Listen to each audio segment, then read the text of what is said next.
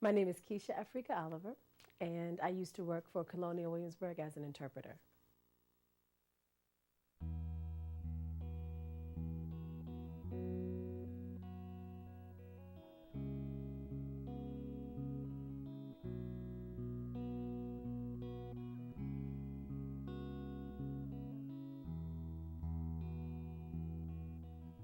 I worked for Colonial Williamsburg from about 1984 off and on until 1993. I found out about the position from one of the gentlemen who went to my church. Dr. Rex Ellis taught drama and theater at Hampton University, and he was a good family friend. He used to babysit for his kids, and he was working at Colonial Williamsburg, and he started the Black Programs Department. He was part of starting the Black Programs Department. And he wanted to encourage some young people to get involved as well. Colonial Williamsburg for a long time had programs for children. They had a lot of youth programs, but there were no programs for African American children. There were some kids who were in the Fife and Drum Corps who were in these other programs, but there were very few. And so when he started the Black Programs, when he and Dylan Pritchett started the Black Programs Department, they wanted to incorporate some young people as well. And he started with a lot of kids who were from our church. Well, there are a couple of things that stand out from my experience as an interpreter that have impacted my life, my career, my career choices.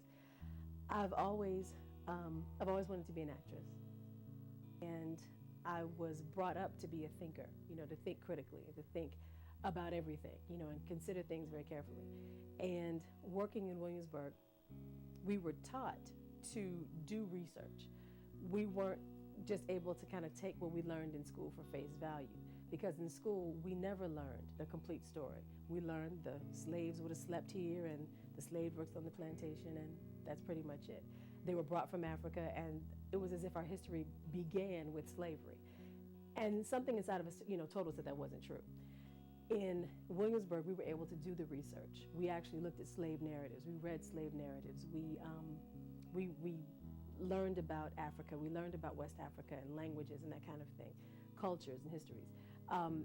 That not so much shaped my career path, but shaped more of who I was and gave me kind of the fortitude to be who God called me to be. It wasn't a matter of my having to be shaped by what has gone on with my people historically, but I saw the things that they had to overcome and the struggles that they went through to give me opportunities to do whatever I wanted to do.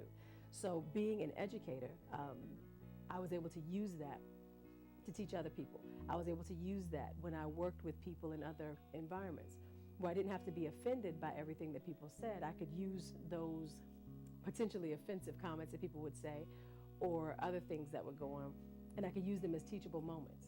And I think that was probably one of the biggest things that I got from my experience there. I had several bad experiences when I was in Williamsburg, a few bad experiences when I was in Williamsburg that stood out to me. But again, they were learning experiences. And because of the adult coworkers that I had, they were able to help me frame it in the right way, where I didn't just take offense and run off crying or just get mad forever. But I was able to look at it, understand it for what it was, and then take that and move on past it. So I think that's probably the biggest thing. Not so much that it shaped my career, but it shaped who I was in whatever field I was working in. I wrote the part in December 2007. In May of 2008, my producer Amy and I went to an indie film casting call where we saw about 130 actors. It was actually Amy who spotted on Kesha's acting resume that she actually worked at Colonial Williamsburg. And I thought, cool, hope she can act. Suffice it to say, she was one of the best actors we saw that day.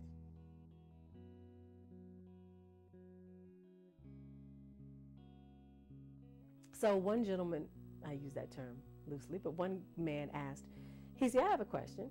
He said, how much would it cost me to take you home? I had a lot of interesting experiences. That's where my mother uses to kind of catch everything. A lot of interesting experiences at Colonial Williamsburg. Overall, it was great. Like I said, I was working there off and on for about 10 years. So I saw a lot, I grew a lot, personally and artistically, when I was there. One of the biggest things that I remember about being there was the shock value that a lot of things had on me. Being the complexion that I am growing up, I always had to deal with being light, bright, and almost white. I had to deal with being called mulatto or mixed or what have you.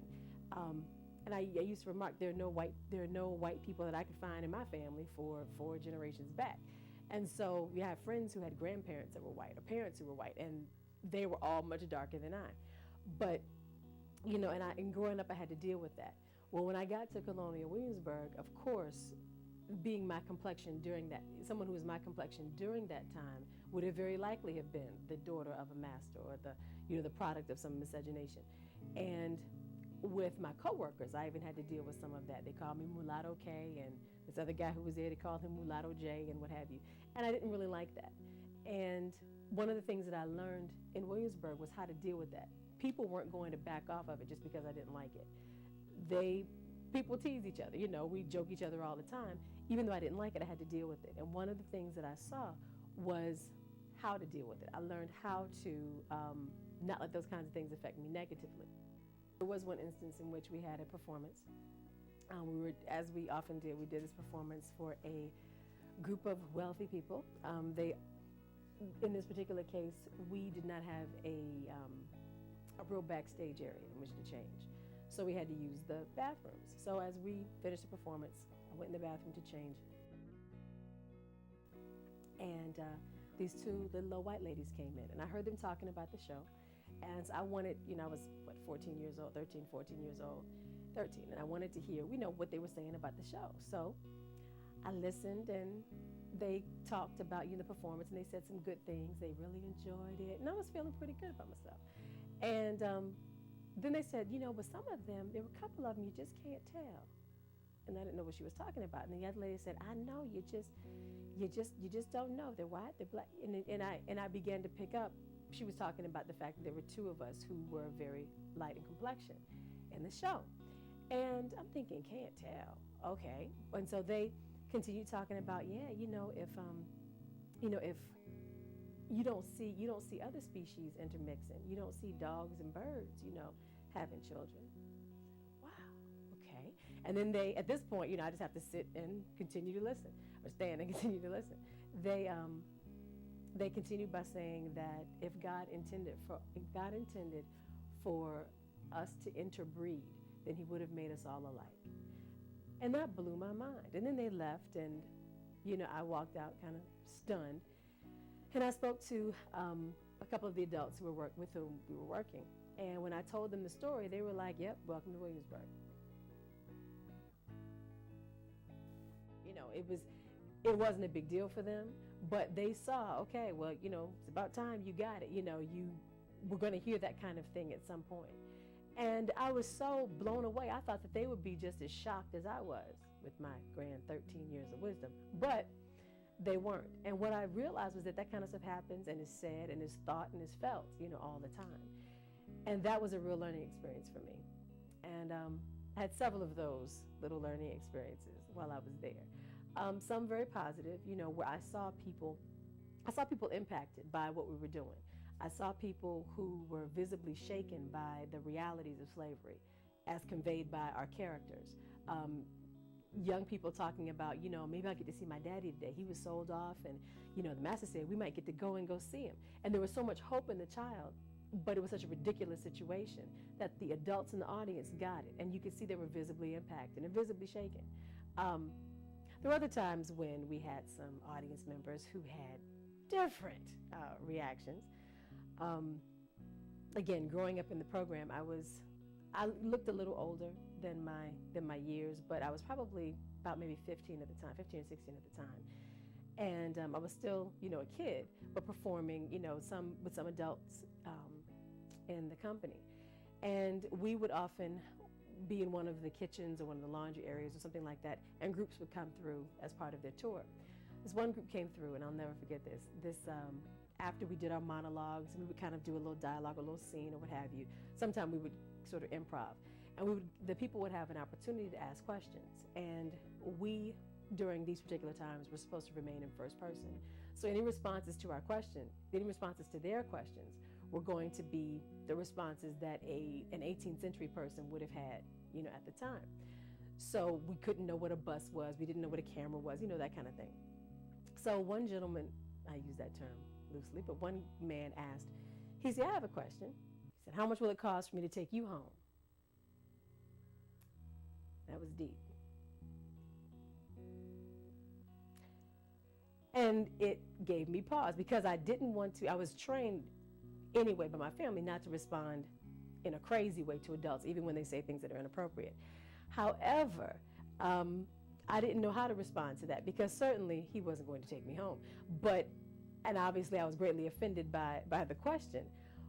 And he's a 20th century person who knows, the situation. So thankfully, one of the other adult members of our company commented that given how he was dressed, he doesn't look like he could really afford, to take care of his own, his own family. Certainly he couldn't afford to, be taking anyone else, home. And she kind of covered it, and, the rest of the crowd nervously laughed. But that was something that really, really gripped me because I thought, what audacity, clearly that wasn't, it would be one thing to ask how much, did slaves cost, but you wouldn't ask a slave that question. You probably wouldn't be asking a slave that question. And I figured he was probably trying to do it to get a rise out of us or to be funny. But it was interesting that someone would have the audacity to say that.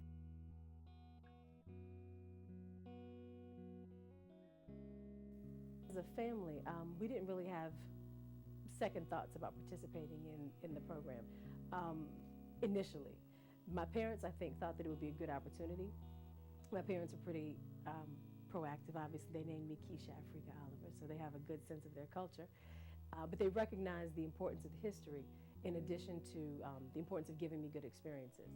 And so we didn't really think about it a lot at the time. It was just something else that we were involved in, like being in the church choir or playing on a basketball team or what have you. It was another activity that was supposed to enrich us, that our parents kind of suggested that we do. As time went on, and we got teased by, other siblings or by neighbors or what have you, or noticed that we couldn't just go into a McDonald's with our costumes on because we would get a strange look. Then we started to kind of feel a little differently about some things. But because of the education that we were receiving, we saw the importance of learning about our history, the good, the bad, and the ugly, and not being ashamed of that part of our history, but appreciating the fact that even throughout that time and being seen as a slave, these are people who survived one of the most heinous times in our country's history.